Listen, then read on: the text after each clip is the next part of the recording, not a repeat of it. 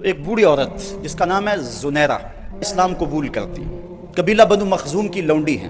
ایک عورت، ایک بوڑھی، ایک لونڈی۔ کافروں نے تو اس کو مشرق ستم بنانا شروع کر دیا، لیکن وہ ہے کہ جتنی مار پڑتی ہے اتنا ہی نام محمد کا اور لیتی ہے۔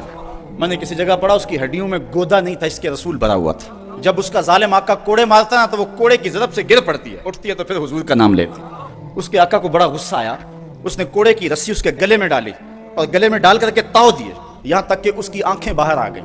تو جب آنکھیں باہر آئیں تو آنکھوں کی روشنی بھی جاتی رہی۔ تو اس کے آقا نے کہا لات اور عزا نے تیری آنکھوں کا نور چھین لیا ہے۔ تو زنیرہ بولی لات اور عزا کو تو یہ بھی نہیں پتا میری عبادت کون کرتے ہیں، تو میری آنکھوں کا نور کیسے چھینیں گے؟ انہوں نے کہا اچھا پھر اگر تو رب کو مانتی ہے تو بلانا اپنے رب کو اور بلا اپنے نبی کو جو تیری آنکھوں کی بینائی واپس کرے۔ تو زنیرہ نے یوں ہاتھ اٹھائے اور عرض کی مالک دو آنکھیں کیا سب کچھ چلا جاتا، کبھی سوال نہ کرتی، لیکن اب تیرے محمد کی عزت کا سوال ہے، مالک میری آنکھوں کی بینائی واپس کر دے۔